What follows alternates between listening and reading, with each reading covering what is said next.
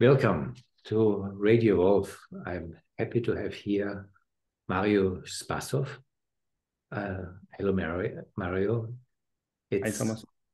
It's great to talk to you, and it's great to talk to you about a German term that is also getting more use in English, and we will explain it further on. It's the term Bildung. I'm sure you have much to say about it because your thoughts are very much coming from your philosophical background, but also your understanding of digital culture and digital technology. And maybe you want to say some words about your at least double backgrounds that your thinking comes from. Yeah, my backgrounds, I'm not sure they're so important. The connection with Bildung is that I tried doing Bildung myself in my life at a young age, and I saw myself failing at doing it. So the competence that I might bring to the table is I was actually watching while I failed. So I took notes and these notes maybe I can share with others.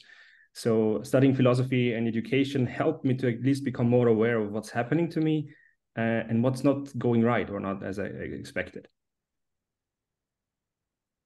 Yes, I would like to emphasize that you have a sound education as a philosopher, and you have a technological background, programming, and you have quite some thoughts, and you wrote an article in the online magazine Medium about the future of Bildung, and you relate this how Bildung, education, we'll say more about this, can be, in fact, even emphasized and supported by new electronic media and in social media. And let's start with the term Bildung, because we both speak German, so we know what it is. Yeah. But it is education and it's not. Yes. I think one way of approaching this is that Bildung is a form of knowledge that is different from factual knowledge. It is a form of knowledge that tells us something about ourselves, that not just informs us about the things that are out there in the world, but gives us a general picture of who we are in this world and who we can become in this world. And I think it was historically an attempt to distinguish different qualities of knowledge, where factual knowledge is often discipline specific, while Bildung is something we all have in common. Like nobody has no Bildung at all. We all have Bildung to degrees insofar as we are humans and have a self-understanding and a world understanding. It was a couple of years ago where I really got excited about the term Bildung again. And this was kind of the beginning of the meta-modern movement, where people like Thomas Björkman really wrote about how the Bildung is something that is important for the future of our society. And as you described it, it's very much because of the ongoing specialization of education that, let's say, the holistic approach, how to become human in a deeper and a broader, in a more educated, but maybe also in a more spiritual sense, got lost. And that maybe to be able to deal with the complexity of reality, we must find new ways where we educate ourselves and get educated and do education in a more holistic and in a more fundamental way. And meta-modern is kind of a philosophical approach that you also sympathize with or are connected to, that really created a kind of a renaissance of this term, at least in the English-speaking world. And one topic that is discussed is how this kind of deeper education gets also destroyed by the phenomenon of social media and Facebook and Twitter and things like that. And what I got from your thinking and your paper, and what made me excited and what made me think we should talk, or I would love to talk with you about it, that you think this can be reversed. It can be the other way around. If we understand the potential of social media in the right way, it can be a foundational tool for our deep human education and our humanness as such. Can you say a little bit how this should be? Yeah, sure. Just a few words on how I discovered the term Bildung. I actually, for the first time, was acquainted with the kind of knowledge that we call Bildung at age, I think, 18 or 19. It was through John Gebser. I stumbled upon him. And I immediately knew this is a different kind of knowledge. This is not the kind of factual knowledge that I had been learning about in school, but this is knowledge that tells me something about myself and my own human potential, who I can become as a human being. And it's showing myself in the cultural history that I can now better understand. And I didn't have the terminology back then, but I immediately noticed this is different from anything I had practiced in school. And it's for the first time that I felt that I had a sense of orientation of who I am in this world and who I can become. And I think if we have this as a background and a better understanding of how Bildung is different from just factual knowledge, and ask the question, how can we use new media to foster Bildung just by using new media? I think we can come up with very different ways of using new media. And not only as utopia, not only as, we have a nice idea and we could try it out, but it's actually already happening. There are many interesting projects out there that more or less explicitly are fostering Bildung, sometimes knowingly, sometimes not knowingly, in much more effective ways than the way we usually use social media, which is the opposite. The social media, as I perceive it, mostly serves to fragment us, and particularly to basically reduce everything down to surfaces. Instead of making the depth of our subjectivity visible and accessible, I have the feeling they make the opposite. They force us to reduce our subjectivity to its most superficial aspects and discuss those, which is not particularly helpful. Like I was witnessing once a discussion on the topic of social media. And in the talk, there was this major idea that social media is making everything transparent. It's making everything visible. And there was almost a cool moment in the middle of it when there was a break and one of the participants had to go to the toilet. And one could hear the flushing of the toilet. And it was taken like as a Zen moment to prove that, look, we were right. Everything is becoming transparent in this world of social media. But I thought to myself, yes, but I mean, what is becoming transparent here? It's not the depth of your understanding of the world. It's surfaces. It's things like where you spend your vacation, what kind of pictures you like, when you flush the toilet.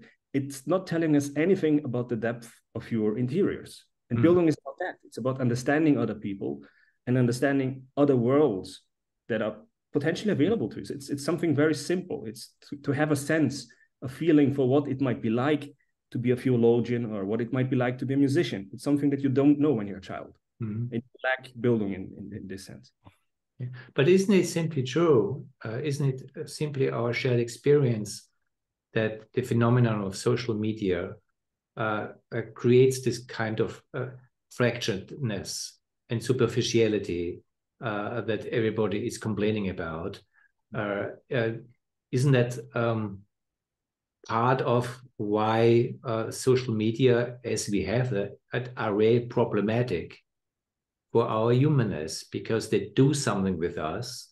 And I think everyone, including myself, can see how diving into this world creates a kind of superficial opponent opinionated thinking in oneself that in the end is not very wholesome and definitely not very integrated and integral in that sense. Yeah, exactly. That's my experience as well. Because again, I think the challenge is to make the depth of our subjectivity visible. And you don't achieve that by writing a short text of, I don't know how many characters. I think Twitter has no limit anymore, but in the beginning it had a limit. So you're forced to basically boil down your subjectivity into one or two sentences. And I can remember one thing you said about the issue of artificial intelligence and how to bring it together with technology and social media. And you said one thing which struck me as important. You said that what artificial intelligence is doing is it's basically mirroring back our own subjectivity in a very how do you call it, in a very well, not structured way, but in a very focused way. So whatever we put in there, we get back, and the kind of subjectivity that we have not shared is just not visible. And my feeling is that, particularly when it comes to the deepest parts of our subjectivity, social media don't get those at all. They're not out there in the first place to be found on social media in these spaces, because the traditional way of getting the depth of your understanding across has been the medium of grand narrative. It is, you have to start telling a story that you have to connect to other stories, It's like the philosophers have done in the past. If you want to understand a philosopher, you can't read one paragraph and think that you have understood any of their subjectivity. The traditional approach is to say, okay, just wait and sit for 2 months with this and read a lot by the author. And the more you get used to the language that is being used, the more of the depth of their understanding will you get to feel and understand. And it's something that's impossible to do with social media as we usually use it. So we totally lose depth by using social media, I think. I think they have other functions which are very helpful, but not primarily in the way we use it now to get depth of subjectivity across. I think that's a worthwhile point to kind of reiterate what you just said, because this is our experience, that the fracturedness of the nature of social media, and TikTok is the next level of this. Destroys, to the good, the bad, deep narratives of who we are. And these narratives may be questionable, but we need kind of narratives to root ourselves and our identities in. And part of the crisis of identity is that traditional identities and even modernist Enlightenment identities are broken apart, and the everything and anything goes mentality of the social media market is something that in itself creates a deep sense of meaninglessness. So I guess everyone would agree with that. But if I understand you right, there is a vision to turn this around. And how should that work? What's your vision? How is there building in the context of this fracturing world called social media a possibility? Yeah. Well, I would break it down into different challenges to Bildung. And one of the challenges to Bildung is orientation. I really like one definition of Bildung by German pedagogue Winfried Marotzky, he referred actually to Jürgen Mittelstraß, I think, and he called Bildung orientational knowledge. So Bildung has the aspect of orientation in it. To have a sense of what is out there, and not just in one specific field, but the entirety of the world, including the social sphere, the subjective sphere, who can I be as a subject, and the factual sphere. And I would actually want to quote what I consider almost the Bible of new media studies. It's an example from Vannevar Bosch. I'm not sure you're acquainted with it, the memics idea. I would like to sketch it to first grasp it, because I would say it's like the Bible, because everybody who studies new media, I think, knows this example, and everybody takes something different out of it. Like some people see, it was an article that I think was written in the 30s or in the 50s of the last century, and everybody sees different things. Some people see the internet being there in this article, conceptualized. Other people see different things. So the Memex idea of Vannevar Bush is basically a machine that is observing you or recording while you're learning. So what this machine is tracking is the highlights that you're making in a text, the annotations that you're making in the text, the questions that you're asking when you're reading the text, the kind of connections that you're making to other passages or other books. It was just a vision. I mean, he really literally imagined this as a camera that is observing you and taking note of all of your notes. And the basic idea of this was that the Memex is not recording facts, but it's recording how you make sense of facts or how you make sense of the world. The Memex is basically recording your subjectivity in motion. It's making visible your subjective associations that you make and your learning path that you take from a difficult to traverse territory. So it's basically making snapshots of, well, which path did you take?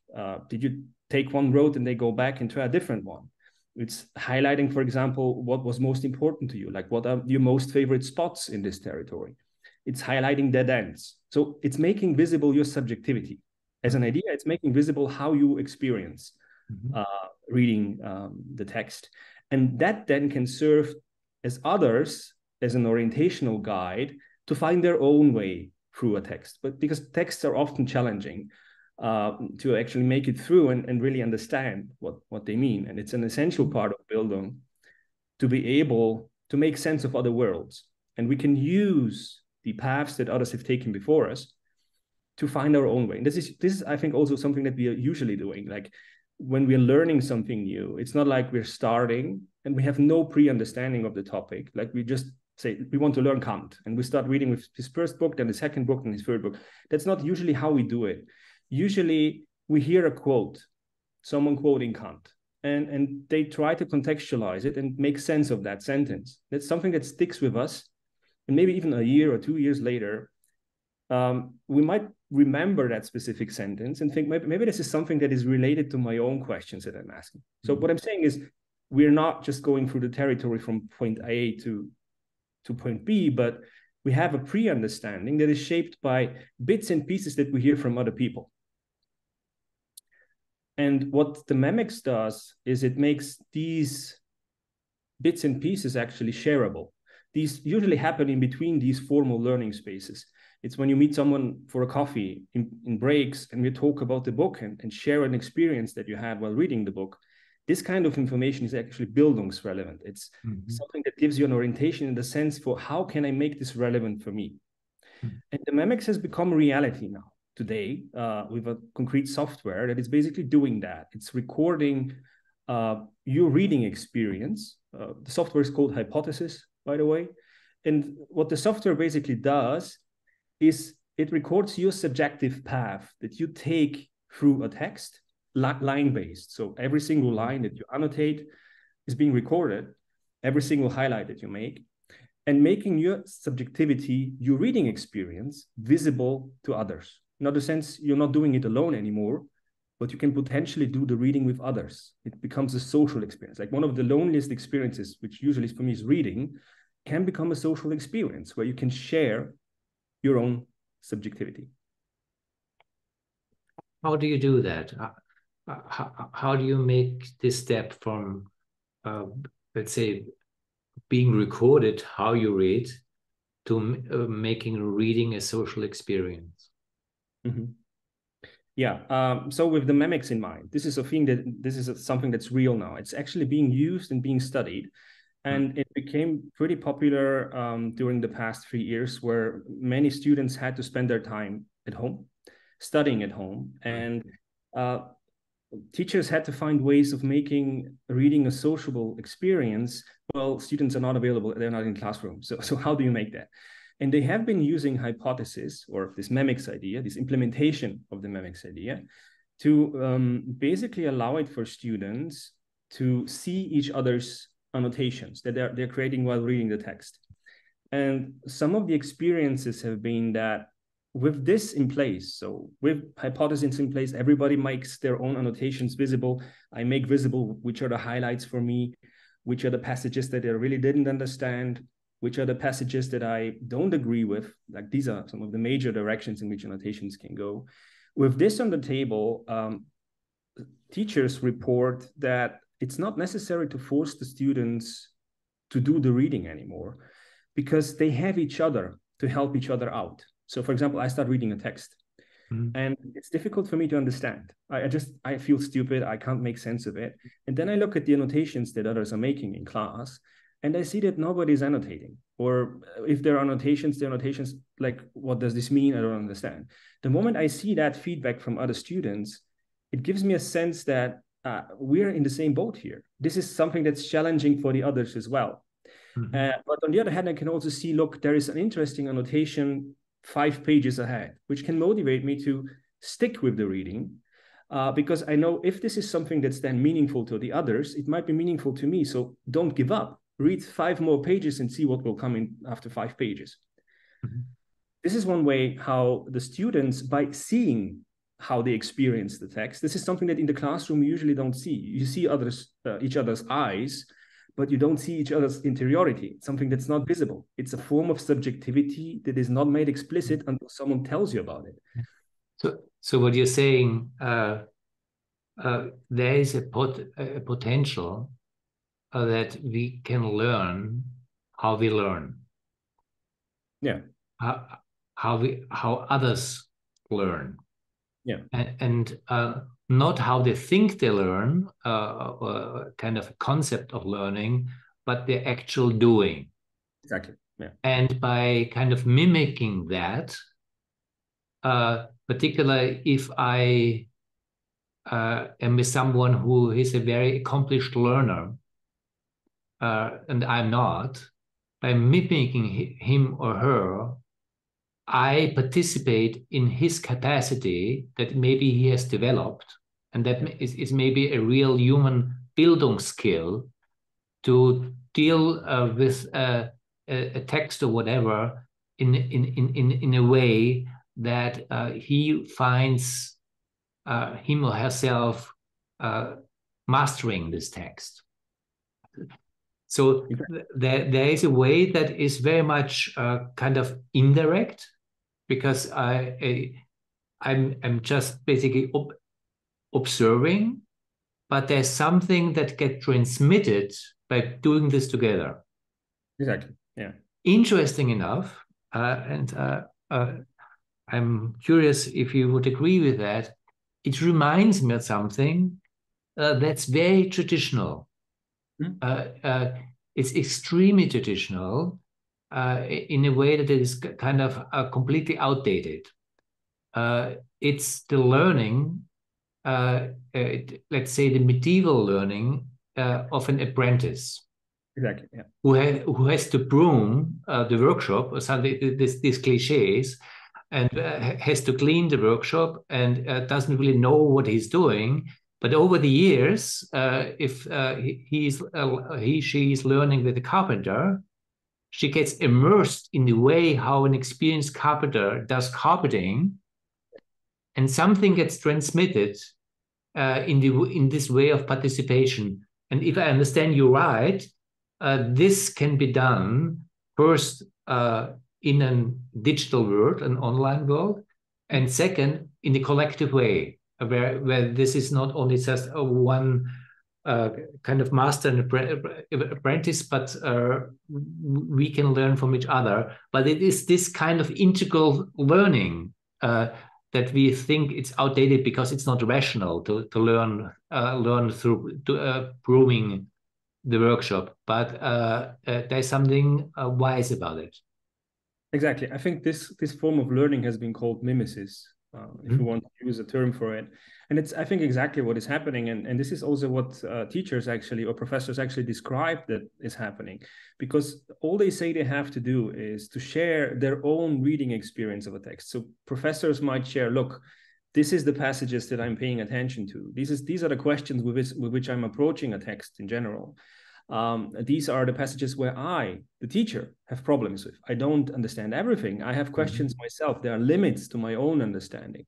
And what they report again and again, and there's a wonderful podcast series which documents, it's 40 episodes or more now, called Liquid Margins, where professors are basically sharing their own experiences of using hypothesis in the classroom or in universities. And one of the most common things that they describe is precisely what you just pointed out, that once you make your own reading experience visible to the students, they don't need explanations, because they see it in action. They see something they can imitate and try and see how it feels. So they can basically model critical thinking without talking about critical thinking. They just do it, and the students immediately see, this is how critical thinking is done. This is one aspect of it. And another one, which I find extremely valuable, is that the students from the start, like the examples you gave with the broom, is the broom still gives you the feeling that you're doing something, that you're participating. And I, as a student, I felt like I didn't make a difference at all. I felt like nobody's going to read my texts. I felt like you're a student there for 5 years or longer, and you're not making a difference. You're not really participating. You're just there listening. And this is a very different approach with the hypothesis tool, because from day one, the students are sharing their reading experience, and they're making it visible to others, so that other students can learn from them as well. And this is, I think, something that is very typical of learning. I think half of the things that students learn is not something taken from the professors and the great authors of the past, but things that they take from their own peers, from how their own peers make sense of this reality. And this in a participatory manner. So from the start, you're participating. You're taking part in something. And I heard like wonderful interviews with students who actually finished and graduated. And in years after that, they are hearing back from students who are now in the course, thanking them for their annotations, because their annotations are helping them to make sense of an extremely difficult textbook. Like, imagine that from the start, you're someone who actually makes a difference and is part of an actual knowledge community. You're not just listening there and passively consuming content. You're actively engaging in creating something. Yeah, but when you say knowledge community, you have a deeper understanding of what this word knowledge community means. It's not just basically to use a thinker that I know both of us appreciate, John Vervaeke's a propositional form of knowing. It's a knowledge community where, and you used that word before, where we share the intimacy of our learning paths. Mm-hmm. So my hesitation, my getting not beyond a certain point of understanding something, or the other way around, something that is completely enlightening experience that really kind of I have to underline 5 times because it changes my life, this one sentence. Mm-hmm. This existential response to meaning becomes visible. And in that sense, it's at least the way I understand you, there is intimacy, because all of a sudden it's not just whatever this text says, and it's important, but you also see how this text affected me as a human being. And in that sense, to again use John Vervaeke's understanding of the different forms of knowing that our modernist understanding of knowledge has lost. It's a participatory and perspectival knowing where we participate in the wholeness of our learning experience, and it does not only have to be on college or university or school. It's any kind of learning where we become visible to each other, and if it's done the right way, make this something that really creates a shared meaning field that we are together in an intimate way. Yeah, exactly. And in this sense, the teachers report that they don't need to push the students, because the students are able to find each other through these expressions of intimacy. and they are able to get their own discussions going. Now, it doesn't mean that whatever they take out of the text has to be the meaning of the text. Obviously not. There are layers of approximation to a text, but at least they find something that they find relevant to their own lives. And this is usually how Bildung feels. It feels not just like factual knowledge. Now I know something that I didn't know before. No, it's a kind of knowledge that gives us the sense that we're starting to see the whole. We start to see connections, and we start to feel connected to other people and other worlds. I start to get where you're going. The question that arises in me at the same time. This seems to be far away from the social media I know. Mm-hmm. Yeah. Where's the connection? How can something like this be a vision?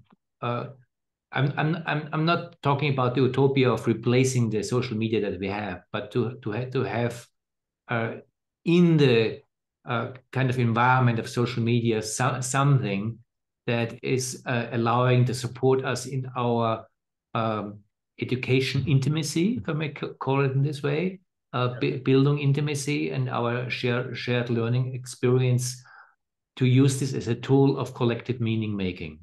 Mm-hmm. Yeah, look, I don't think hypothesis, this specific tool, is the one solution for everything. I just wanted to give you one example for something that's real, where there's actually empirical studies behind this. I mean, qualitative research, obviously, because we are talking to each other. Something that's working. It's mostly working within the academic environment, which is an important setting, because you can take a few things for granted. You can take for granted that the students are properly motivated. They want to learn. You can take for granted that they have time to read and they have time to learn. You can also take for granted that some things within the university settings you just can't do because the professor won't allow it. Like when a professor sees that somebody is disturbing a space, a social space, they will actually reach out to the students. And there are many mechanisms in place that in the setting of university learning as we do it, the hypothesis tool, which is an implementation of the memics, actually makes learning a much more engaging and much more interesting experience. It is just what we can learn from this is, I think, that if we ask ourselves the question, what are the basic features or the structural moments of Bildung, if we can identify those, and this is what I try to do in the article. Like I boiled it down to different areas of Bildung. Like one of them is orientation that we started talking about. Another one is self-contextualization. Like it is an essential part of Bildung to see yourself seeing. In other words, to see the limit of your understanding. And just to use the memics or hypothesis as an example, what you can express when you use the hypothesis tool is you can actually express, well, I don't understand this. You can express uncertainty. The first time in university, I heard someone say, a professor, I don't understand something, was I think 5 years in. Like I never heard this. It was just not part of the setting that a professor stands in front of you and tells you, I don't understand this. I think it was Hubert Dreyfus on a podcast for the first time say, I told you nonsense last time. I had this passage of Heidegger, or was it Kierkegaard, totally wrong. Like someone sent me a letter, I totally missed that. It's the first time I experienced the fringes or the corners of someone else's subjectivity being made visible. But this is essential. This is essential for self-contextualization, to say what you don't understand and where you feel there are paradoxes.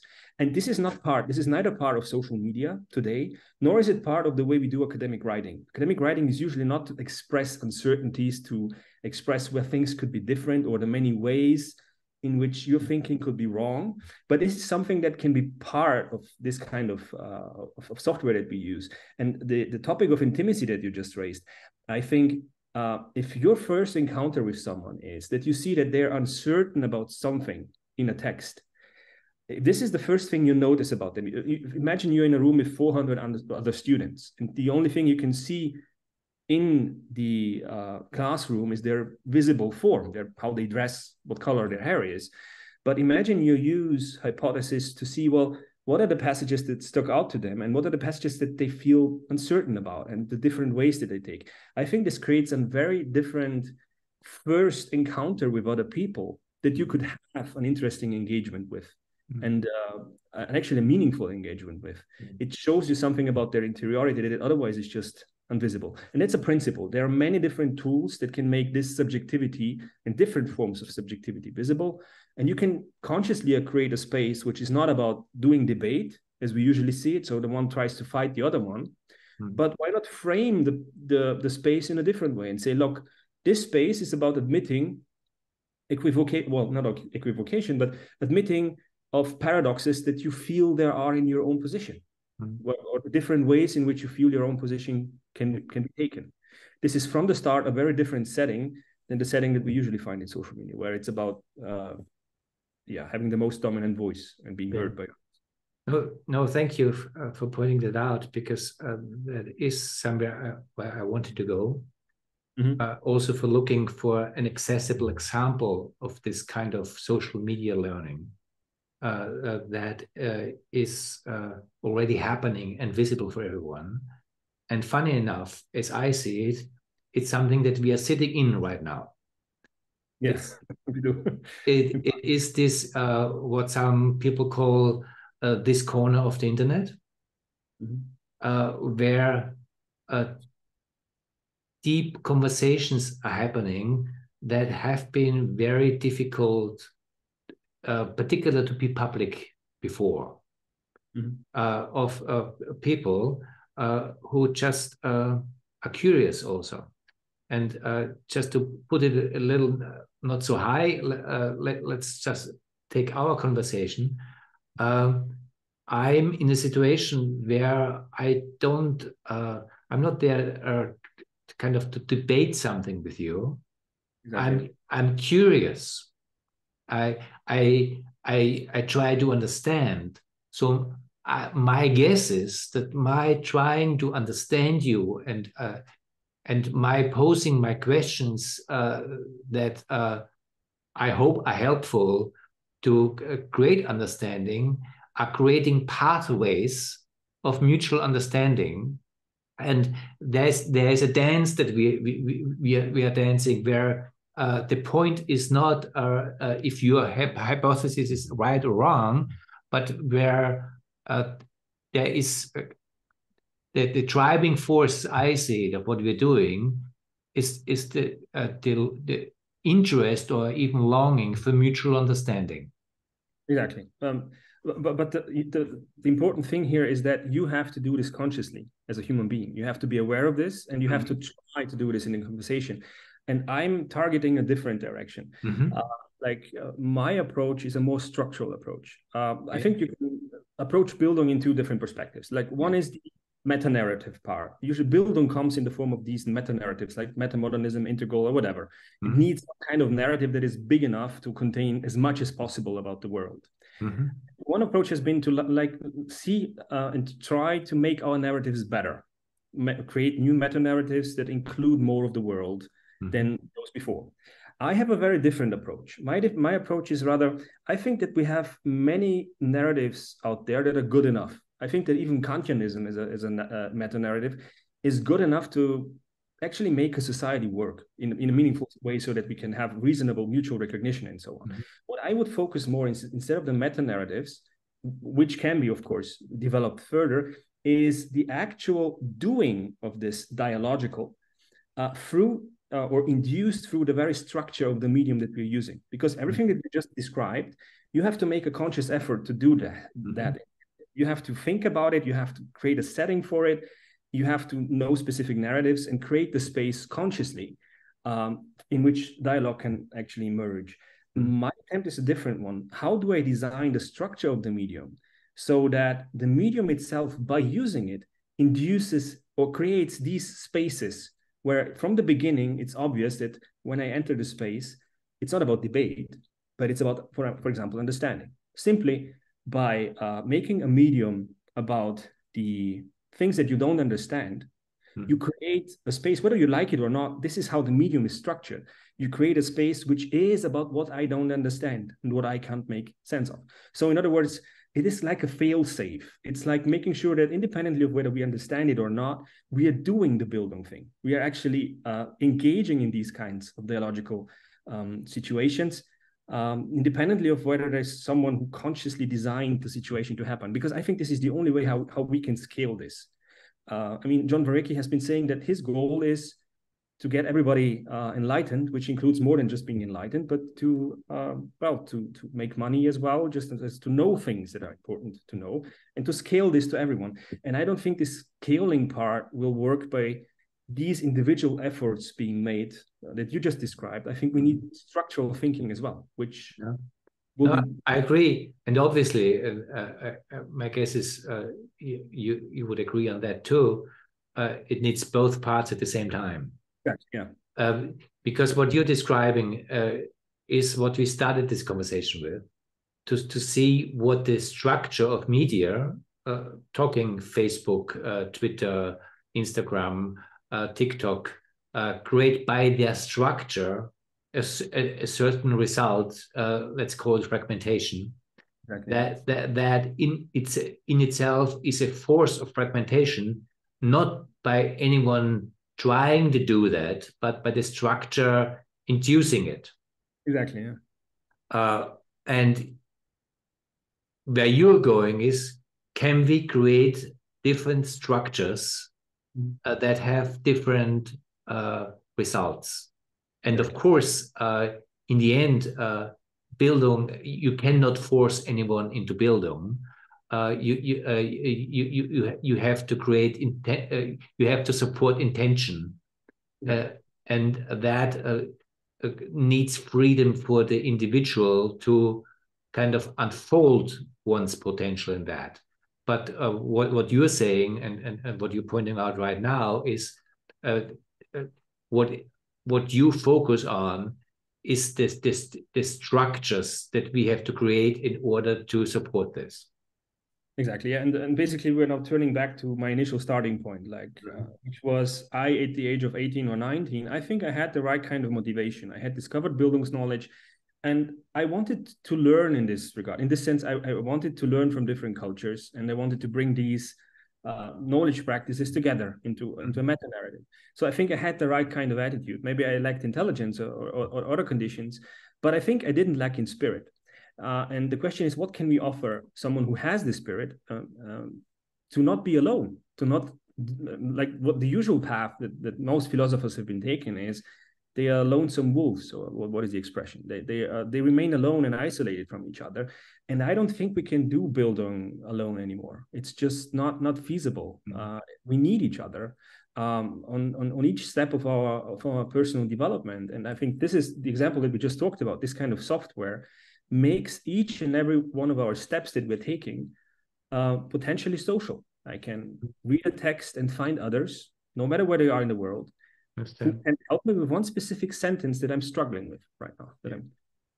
But now I have a challenging question for you. Yeah. Let's take that somebody is listening to us right now and is really inspired by this kind of potentiality that you are describing here, and really wants to go there.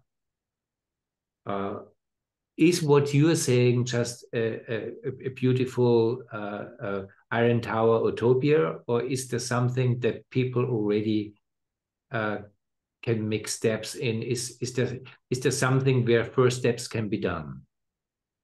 Yeah, I would refer people, well, for one, I would refer them to my article, because I'm trying to summarize these different topics into very abstract principles, and worked out like something like 40 or more challenges to Bildung. And each and one of those challenges we can actually consciously face when designing our solutions, through the structure of our solutions. That's the first thing. If you want an overview, I think that's a place to see many challenges of Bildung and seeing how you can fall on your nose like I did. We will have the article in the introduction and the invitation to this video. So if you're watching this on YouTube, just go to the comments below. You will see it there. Yeah, that's the first thing. And the second thing is, I mentioned it already, the Liquid Margins podcast series. It's really wonderful because professors and teachers go in detail into how they're using hypothesis, or this memics idea, to foster teaching in all kinds of areas, from science to the humanities to even practical disciplines, and how they're actually using it and what they're taking out of it, to see that this is not just something that we're speculating about, it's something that's real and something that has extremely much potential if we think about where this could go in the future. Yeah. It is also the other question. People, because the first one was basically asking, how can I participate that? But the other question goes, people who are kind of designing in digital environments, what do you think, where should they go?